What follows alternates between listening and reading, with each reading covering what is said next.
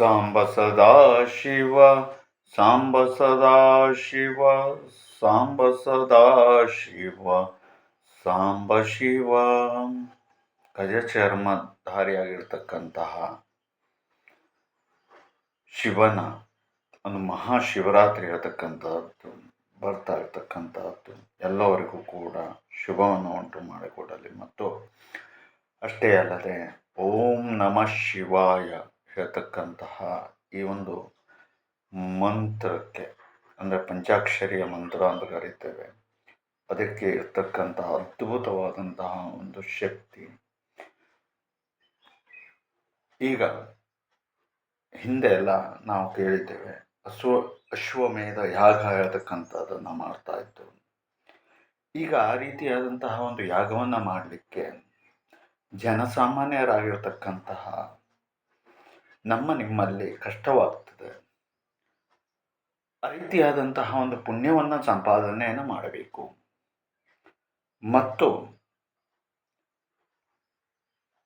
ಅದ್ಭುತವಾದಂತಹ ರೀತಿಯಲ್ಲಿ ನಾವು ಬೆಳೆದು ನಿಲ್ಲಬೇಕು. ಜೀವನದಲ್ಲಿ ಅಷ್ಟ ಐಶ್ವರ್ಯ ಭಾಗ್ಯವನ್ನು ಪಡಿಬೇಕು ಹೇಳ್ತಕ್ಕಂತಹದ್ದು ಇರ್ತದೆ. ಆದರೆ ನಮ್ಮ ಜನ್ಮ ಜನ್ಮದ ಪಾಪ ಕರ್ಮ ಹೇಳ್ತಕ್ಕಂತಹದ್ದು ಬೆನ್ನಿಗೆ ಬಿಡದ ರೀತಿಯಲ್ಲಿ ಅಂಟ್ಕೊಂಡು ಬರ್ತದೆ.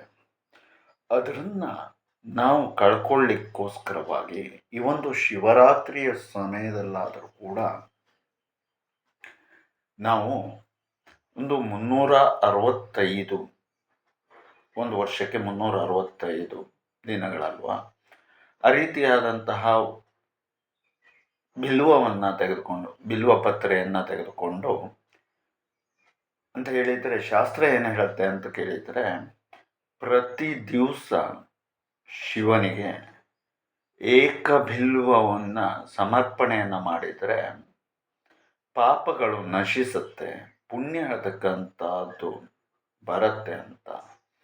ಅದರಲ್ಲಿ ಇಂತಹ ಅಶ್ವಮೇಧ ಯಾಗವನ್ನು ಮಾಡಿರ್ತಕ್ಕಂತಹ ಪುಣ್ಯ, ಆನಂತರದಲ್ಲಿ ಕೋಟಿ ಕನ್ಯಾದಾನವನ್ನು ಮಾಡಿರ್ತಕ್ಕಂತಹ ಪುಣ್ಯ, ವಿಶೇಷವಾಗಿ ಎಷ್ಟೋ ಜನ ಗೋದಾನವನ್ನು ಮಾಡಬೇಕು ಅಂತ ಹೇಳೋದಾಗಿ ಕಾಯ್ತಾ ಇರ್ತಾರೆ. ಆದರೂ ಕೂಡ ಒಂದು ಗೋವನ್ನು ದಾನವನ್ನು ಮಾಡಲಿಕ್ಕೂ ಕೂಡ ಕಷ್ಟಕರವಾಗಿರುತ್ತದೆ.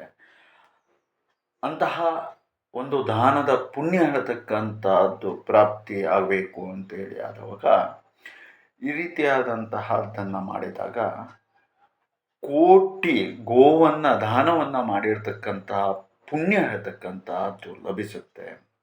ಮತ್ತು ಅಷ್ಟೇ ಅಲ್ಲದೆ ಯಾವುದೇ ಒಂದು ರೀತಿಯಾದಂತಹ ಪ್ರೇತ ಬಾಧೆಗಳಾಗಿರ್ಬೋದು ಇತ್ಯಾದಿಯಾದಂತಹ ದೊಡ್ಡದಾದಂತಹ ಸಮಸ್ಯೆಯಿಂದ, ಒಂದಿಷ್ಟು ಪಾಪತ್ವದಿಂದಾಗಿ ನಾವು ಕಣ್ಣು ಮುಚ್ಚಿ ಕೂತ ಪರಿಸ್ಥಿತಿ ಇರತಕ್ಕಂಥದ್ದನ್ನು ಎದುರಿಸ್ತಾ ಇರ್ತೇವೆ. ಅಂತಹದ್ರಿಂದ ನಾವು ಹೊರಗಡೆ ಬರಬೇಕು ಮತ್ತು ವಿಶೇಷವಾದಂತಹ ಪರಮಾತ್ಮನ ಒಂದು ಅನುಗ್ರಹವನ್ನು ಪಡಿಬೇಕು ಅಂತೇಳಿ ಆದರೆ ಏಕ ಬಿಲ್ವಂ ಶಿವಾರ್ಪಣಂ ಅಂತ ಹೇಳ್ತಾರೆ. ಅಂತ ಹೇಳಿದರೆ ಒಂದು ಬಿಲ್ವ ಪತ್ರೆಯನ್ನು ಪ್ರತಿನಿತ್ಯನೂ ಕೂಡ ನಾವು ಆತನಿಗೆ ಸಮರ್ಪಣೆಯನ್ನು ಮಾಡಿದರೆ ಕೋಟಿ ಜನ್ಮಗಳ ಪಾಪಕ್ಕೂ ಪರಿಹಾರವು, ಆನಂತರದಲ್ಲಿ ಯಜ್ಞಾದಿಗಳ ಪುಣ್ಯವು, ಆನಂತರದಲ್ಲಿ ಕೋಟಿ ಗೋವಿನ ದಾನದ ಪುಣ್ಯವು, ಕೋಟಿ ಕನ್ಯಾದಾನದ ಪುಣ್ಯ ಹೇಳ್ತಕ್ಕಂಥದ್ದು ಪ್ರಾಪ್ತಿಯಾಗ್ತದೆ. ಈಗ ಏಕಕನ್ಯೆಯನ್ನೇ ದಾನ ಮಾಡುವುದು ಕಷ್ಟವಾಗಿದೆ.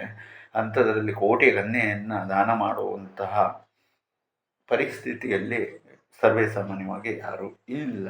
ಹಾಗಾಗಿ ಕೋಟಿ ಭೂದಾನವನ್ನು ಮಾಡಿರ್ತಕ್ಕಂತಹ ಪುಣ್ಯ ಹೇಳ್ತಕ್ಕಂಥದ್ದು ಕೂಡ ಈ ಒಂದು ಶಿವರಾತ್ರಿ ಅಂಗವಾಗಿ ಆದರೂ ಕೂಡ ನಾವು ಒಂದು 365 ಬಿಲ್ವಪತ್ರೆಯನ್ನು ಆತನಿಗೆ ಮನಸ್ಪೂರ್ವಕವಾಗಿ ಸಮರ್ಪಣೆಯನ್ನು ಮಾಡಿಕೊಂಡು ಪಂಚಾಕ್ಷರಿಯ ಮಂತ್ರವನ್ನು ಅಥವಾ ಸಾಂಬ ಸದಾ ಶಿವ ಹೇಳ್ತಕ್ಕಂಥದ್ದಾಗಿರ್ಬೋದು ಅಥವಾ ಶಿವಾಯ ನಮಃ ಹೇಳ್ತಕ್ಕಂಥದ್ದಾಗಿರ್ಬೋದು ಪ್ರಾರ್ಥನೆಯನ್ನು ಮಾಡಿಕೊಂಡು ಆತನಿಗೆ ಸಮರ್ಪಣೆಯನ್ನು ನಾವು ಮಾಡಿದರೆ ಈ ಎಲ್ಲ ಒಂದು ಪುಣ್ಯಗಳಿಗೂ ಕೂಡ ನಾವು ಪಾತ್ರರಾಗಬಹುದು. ಮುಂದಿನ ದಿವಸದಲ್ಲಿ ಒಂದು ಉತ್ತಮವಾದಂತಹ ರೀತಿಯಲ್ಲಿ ನಮ್ಮ ಜೀವನವನ್ನು ನಡೆಸಲಿಕ್ಕೆ ಅದು ದಾರಿಯನ್ನು ಮಾಡಿಕೊಡ್ತದೆ.